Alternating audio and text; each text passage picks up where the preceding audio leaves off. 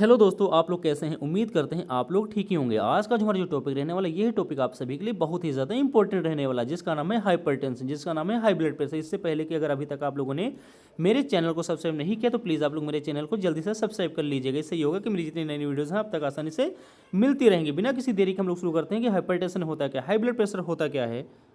ठीक है, high blood pressure समझाने से पहले हम आप लोग समझाएंगे कि ब्लड प्रेशर एक्चुअल में होता क्या है। ठीक है, हम मान लेते हैं ये आर्टरी है, ये हम मान लेते हैं ये आर्टरी है, और इसमें क्या होता है, इसमें बहता है ब्लड। इसमें क्या होता है, इसमें ब्लड का सर्कुलेशन होता है। इसमें क्या होता है, ब्लड का सर्कुलेशन होता है।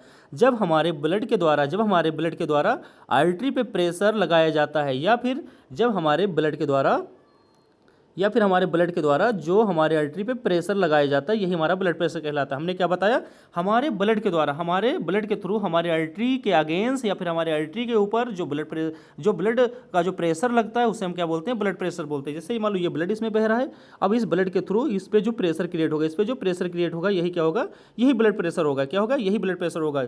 आप लोगों को ये पता होना चाहिए हम लोग ब्लड को क्या बोलते हैं, आप लोगों को ये पता होना चाहिए कि जो है हाइपरटेंशन को हम लोग क्या बोलते हैं। हाइपरटेंशन को हम दूसरा एक वर्ड से या फिर दूसरे नाम से भी जानते हैं, जिसका नाम होता है साइलेंट किलर। जिसका नाम होता है, हम इसे साइलेंट किलर के नाम से भी, हम इसको साइलेंट किलर के नाम से भी जानते हैं। हमने क्या बोला, हाइपरटेंशन कहो या साइलेंट किलर कहो या हाई ब्लड प्रेशर को। ठीक है, ये क्या हो गया, हम आपको बताएं कि हाइपरटेंशन क्या होता है। ठीक है, हम इसमें कुछ डिफिनेशन दी गई हैं, हम डिफिनेशन आपको समझाने की कोशिश करते हैं। यहाँ पे हमने क्या लिखा, hypertension means persistently high blood pressure. इसका मतलब ये है, अगर किसी का लगातार ब्लड प्रेशर बढ़ा हुआ होता है तब यह कंडीशन ब्लड प्रेशर कहलाती है। जैसे नॉर्मल ब्लड प्रेशर कितना होता है, नॉर्मल जो ब्लड प्रेशर होता है, ये नॉर्मल ब्लड प्रेशर होता है 120/80 होता है। कितना होता है, 120/80 mm/Hg होता है। कितना होता है, mm/Hg होता है। ठीक है, ये नॉर्मल ब्लड प्रेशर होता है। अगर मान लो अब ब्लड प्रेशर कितना हो जाए, 120 से ज़्यादा हो जाए, अगर सिस्टोलिक प्रेशर 120 से ज़्यादा हो जाए और डायस्टोलिक प्रेशर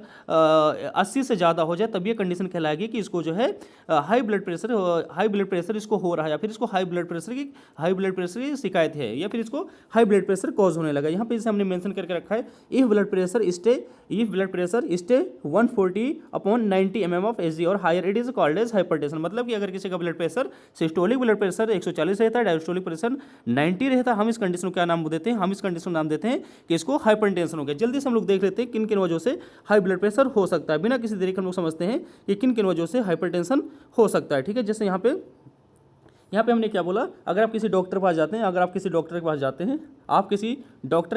और आपका बीपी एपरेटस से ब्लड प्रेशर चेक किया गया, वहाँ पे ब्लड प्रेशर 120 से ज़्यादा आपका सिस्टोलिक आ गया और 80 से ज़्यादा आपका डायस्टोलिक आएगा। डॉक्टर कहेगा कि आपको हाई ब्लड प्रेशर की शिकायत है, या फिर आपको हाई ब्लड प्रेशर हो गया है। लेकिन इसके लिए कुछ वजह होंगी, इसके लिए कुछ कॉजेज़ होंगे। हम उन कॉजेज़ की क्या करें, डिस्कस करने की कोशिश कर रहे हैं। जैसे हमने यहाँ पे 3 इमेज को समझाया है, जैसे यहाँ पे हमने 3 इमेज को समझाने की कोशिश की है। यहाँ पे जैसे मैंने बोला, बीपी एपरेटस से पेशेंट को चेक किया जा रहा है, बीपी रेडियस से पेशेंट को चेक किया जा रहा है।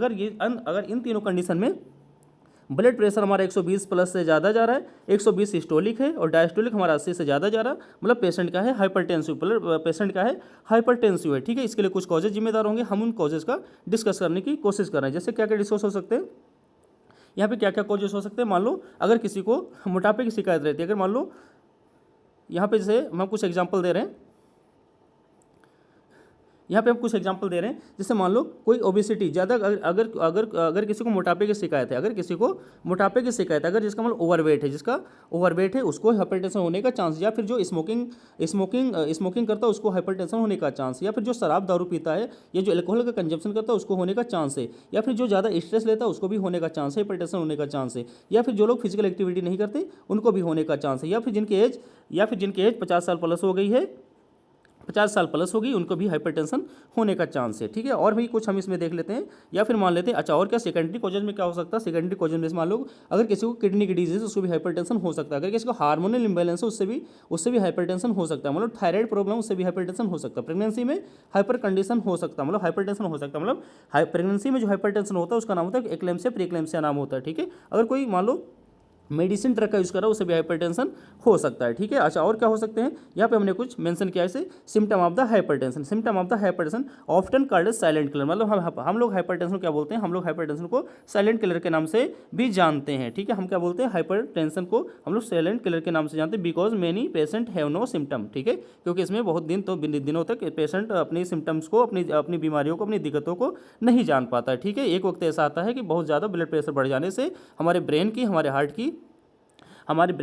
हार्ट की जो छोटी छोटी जो कैपिलरीज होती है, छोटी छोटी आर्टरीज होती है, वो डैमेज होते हैं, जिसकी वजह से डेथ होने का चांस रहता है। एक चीज़ हमेशा याद रखिएगा, अगर आप लोग जो हैं, अगर हाइपरटेंशन का प्रॉपर ट्रीटमेंट नहीं कराएंगे, आगे चलकर ये क्या हो सकता है, ये हार्ट अटैक में चेंज हो सकता है। अगर आप लोग इसका टाइम पे मैनेजमेंट नहीं कराएंगे तो आगे चलकर क्या हो सकता है, हार्ट अटैक में चेंज हो सकता है, कार्डियक फेलियर में चेंज हो सकता है, एंजिना पेक्टोरिस में चेंज हो सकता है, और कार्डियक अरेस्ट में चेंज हो सकता है। इसलिए आपको क्या करना चाहिए, हाइपरटेंशन का टाइम पे इलाज कराना चाहिए। अच्छा और क्या हो सकता है इसमें, अगर मान लो हम ये कैसे देखेंगे, अगर जिसको मान लो अगर किसी को हाइपरटेंशन है, उसमें कुछ साइन सिम्टम दिखाएंगे, उसमें क्या है, कुछ साइन सिम्टम दिखा देंगे। अच्छा, कुछ साइन सिम्टम इस तरीके से होंगे, उसको बहुत ज़्यादा हेडेक होगा, उसको बहुत ज़्यादा डिजनेस फील होगा, उसका क्या होगा, धुंधला दिखाई देगा, उसके सीने में बहुत ज़्यादा दर्द होगा, उसको जो है सांस लेने में बहुत ज़्यादा दिक्कत होगी, उसको जो है सांस लेने में बहुत ज़्यादा उसका दम घुटने लगेगा। ठीक है, और क्या हो जाएगा, नोज ब्लीडिंग होने का चांस है, उसको क्या हो जाएगा, उसके नाक से खून बहने लगेगा, उससे नोज ब्लीडिंग होने लगेगा। ठीक है, और क्या, उसको बहुत ज़्यादा थकावट लगेगा। ठीक है, ये सब अगर किसी में लक्षण दिखाई दे रहे हैं, मतलब उसको होने का चांस क्या है, उसको हाइपरटेंशन होने का चांस है।